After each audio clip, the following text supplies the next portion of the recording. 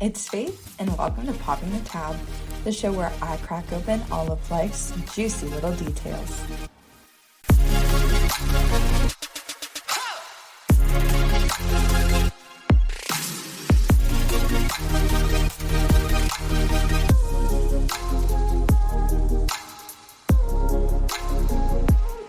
Hey everyone, and welcome back to Popping the Tab.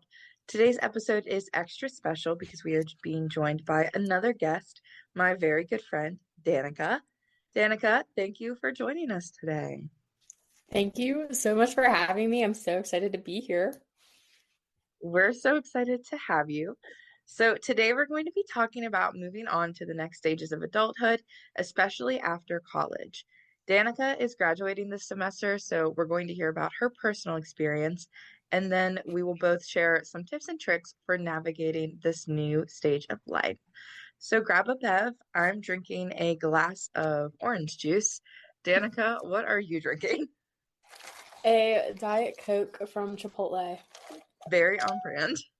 So, let's get into the episode. Danica, you are graduating in May, so can you tell us about your experience with college so far, maybe what you're studying or whatever has stood out to you? Um, so Faith and I actually go to the same college. We are both communication majors. And I have a broadcasting minor as well as a legal studies minor.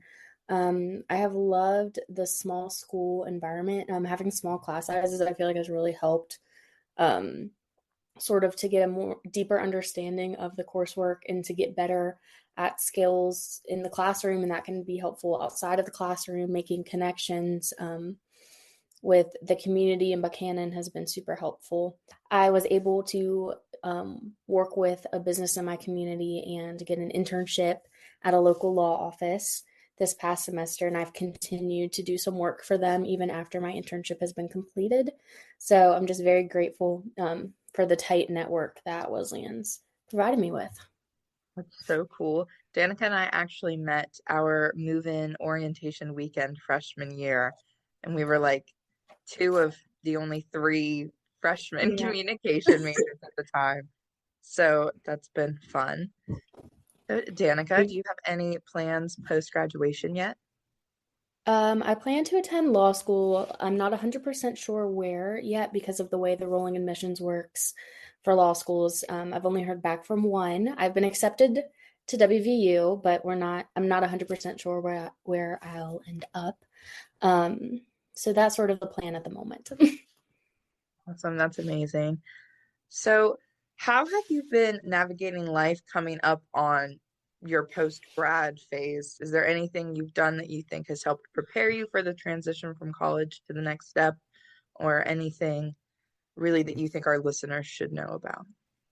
Um, I think honestly, getting the most out of my undergraduate experience, I would say, by getting as many different experiences as I could in undergraduate, not saying no a lot. I know that's kind of like I've said yes to a lot of things at Wesleyan, and while sometimes it's busy and a little bit overwhelming at times, I don't think I would trade that experience that I've gained, whether it be working on the newspaper or going to a conference or taking leadership positions in different organizations. I feel like all of that has prepared me in the best way possible for the next step. I definitely agree. Saying no to things definitely can kind of hinder your experiences, which I think definitely help us later on. Yeah. So, is there anything else you want to share with the listeners about this kind of portion of the episode? Um, One thing I would say is always do the reading for your classes and actually be interested in the subjects that you're learning. Because not only will you learn a lot about that subject, you also learn how to be a better student, which I think can really impact how you learn like in the real world. Like with my internship, I had to learn a lot of new skills. And I feel like because I've put a lot of work into my classes in the past, whether it be like revising my papers a lot, reading, doing all the extra reading, actually taking an interest, it helps you learn later in life like skills that are necessary because it can be harder to learn new things even like at our even though we're not that old it can be hard to like teach yourself a new way of thinking, so just really engaging with your classes if you're in high school or college can help you, I feel like, learn new things later down the line. I definitely agree with that. So let's take a quick break and then we'll talk about tips and tricks to prepare for the transition from college to adulthood, as well as tips for once you're in the thick of it.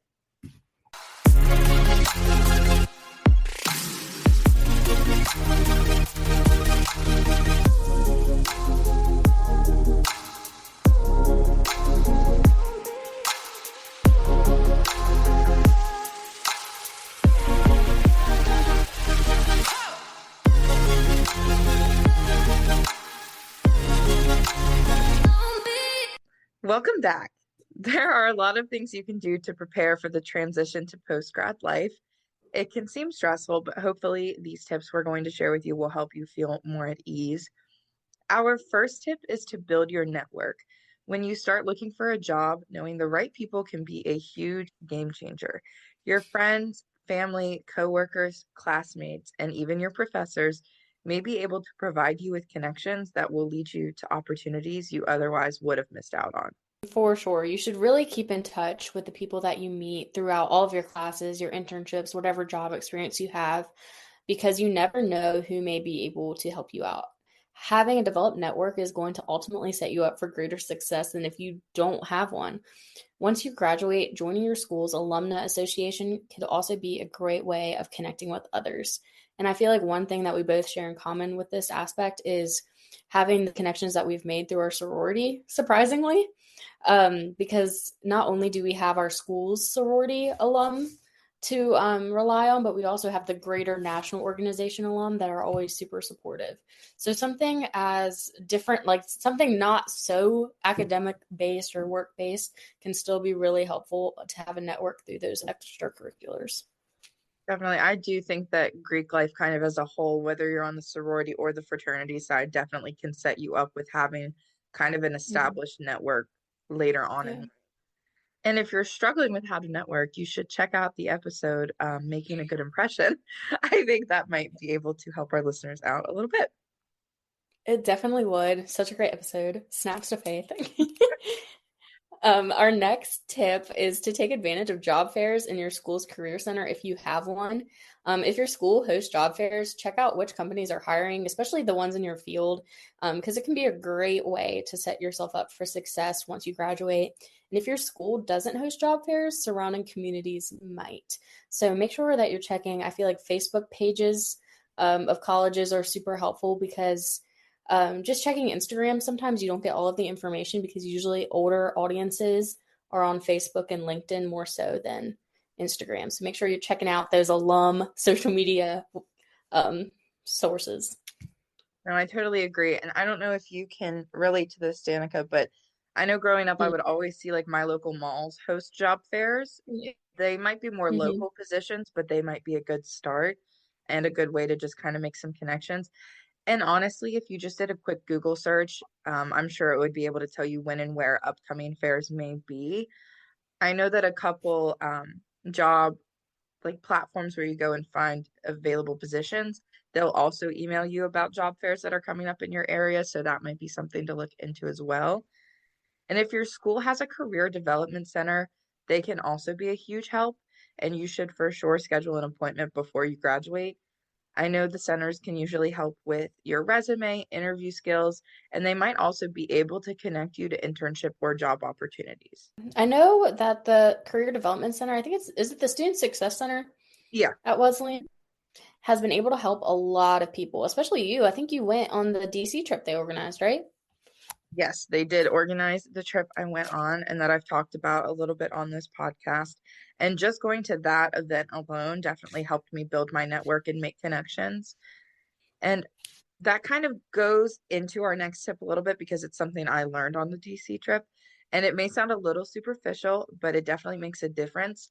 And that is to polish your social media, whether that's creating a LinkedIn page, which is something that we worked on during the DC trip, or Mhm. refining your existing social media. It's going to help you appear more professional to potential employers.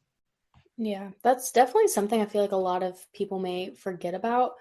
You should definitely go through your social media and consider archiving posts that make you look unprofessional. Because especially if you have public accounts, to make sure that you are putting out a good image. And even if they are private, still making sure that you only have stuff on there. I always go by like, would I be okay if my family saw this? Like, how would I feel? Like, would I feel embarrassed if my family saw it? So you don't want to change yourself completely for a job, but it is still important to maintain that professional image. So also there's a feature that I just learned about is untagging yourself from posts that make you look unprofessional as well. Since on Instagram, especially, I know you can see posts that people have been tagged in. I always forget about tag posts, so I think that that's such a good point. Another thing too, I know it's so easy. TikTok has the repost filter, and we like to repost Yes. videos that we relate to, but I think maybe going through that and kind of taking Mm, off the posts that don't make you look maybe as professional as you want could yeah, also be a good idea. for sure. All right, let's take another quick break and then we'll go over more tips.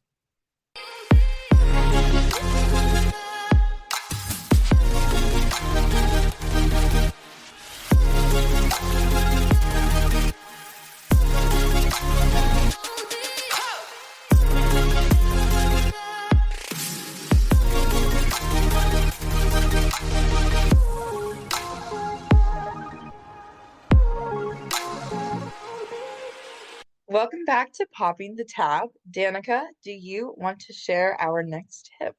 Of course, I will. Another helpful tip is to start managing your finances. That definitely sounds like a big, stressful tip. So, how should our listeners do that? Because I have no clue. It can definitely be kind of overwhelming, sort of daunting task. One thing to do though that you can start pretty easily is to start building your credit. Um, to take out loans later in life for houses, student loans, um, car loans, things like that, you need to have a good credit score, which is pretty easy to get, but it's also easy to have a terrible credit score. So I would look into getting a student credit card and only use it for essential purchases or emergencies and then immediately pay it off. I've been doing that since I was in high school when I started making a little bit more money from a second job that I got. I got a credit card. It's bright pink, and it's just a simple Discover card that has a very um, low um, line of credit. So I can't use it for that much, but I've ended up using it for things like textbooks, gas, groceries, things like that, and then paying it off at the end of the month. So, sort of doing that, starting that younger is easier to build a good credit score um, without having to do it all at once. Trying when you're trying to buy a house, trying to fight with the bank to get a loan, it'll be a lot easier if you have a good history. No, for sure. Danica and I both actually have the same credit card. Hers is pink and mine is gold. So every time I whip my gold card out, I always feel so fancy. Um, and not to be like hashtag sponsored or anything, but that card does also have a really good cash back program, Mhm. which I think is really nice, especially for our age to kind of get some cash back. And I have my cash back sets where it automatically goes towards payments on the card, Yeah. which is always really easy. And sometimes I have trouble with my spending, as Danica can attest to, which is something that I'm trying to work on. It's one of my New Year's resolutions, I guess you could say. But you could also manage your finances by creating a budget. If you have any kind of work study or job that you have money coming in, learning to budget early is a great skill to have.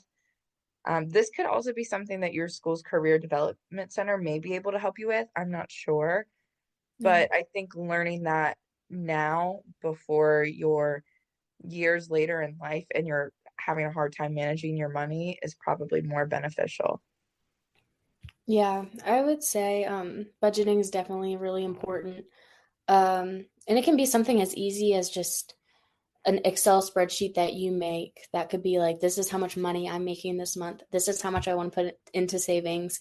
And then taking that extra amount and dividing it into like maybe you go out to eat that month or maybe you get something you like, but making sure that you're definitely setting aside some into savings can help set you up for success later on. I also found a really cute little monthly budget template on Notability on my iPad. Oh, yeah. So that's something I'm looking forward to using. And I found a little savings challenge that's Taylor Swift themed, which I talked about in my New Year's episode in January. But it's like you set your amount. It's just your own thing, and then you can color in circles according to our album, and each circle represents however much you want to put in your savings. And then it's kind of a fun way to keep track of how much money you're putting into your savings account. And our last tip of the episode is a simple one. Don't be afraid to ask for help. Transitioning to a new phase of life can be a lot to handle on your own, and there are so many people who would be willing to help you if you just ask. I completely agree. The people in your life, your friends, your family, your professors, your supervisors, they only want to see you succeed. No one who actually really cares about you, they don't want to see you fail. So if you need help, they will definitely offer it. So don't be afraid to ask. 100%. And if they don't know how to help you, I'm sure they'll try their best to find someone who knows the answer to your questions or resources. I know we have great professors that I think if we didn't know the question, they'd go find some articles or something and send them to us and try to get us on the right track. And I hope our tips and tricks in this episode helped make this process and transition seem less stressful. Danica, is there anything else you want to add? Um, just that it can be scary to enter adulthood, but you have so much more time. I think um, I always thought that I would have to be completely grown up by the time I was like 18, but that turns out to not be the case. You have plenty of time and space to figure things out. And if you don't know exactly what you want to do right away, that's okay. As long as you feel like all you have to do is show up and just keep trying in whatever you're doing, and you'll be okay. I completely agree. So thank you so much for joining us today, Danica. It was great to have you. Thank you so much for having me. This was so much fun. Thank you for tuning in to Popping the Tab. If you enjoyed today's episode, please share it with a friend or leave a review. And of course, I'd love to hear from you. And if you have any questions or comments when it comes to transitioning to postgrad life, you can reach out to me on poppingthetab_pod on Instagram or drop a comment on the episode. Until next time, keep living, thriving, and being your best selves. Cheers! Are you gonna say it with me? You're gonna say it with me? Okay, wait, try it one more time. We're gonna say it together. Okay, 3, 2, 1. Cheers. Cheers!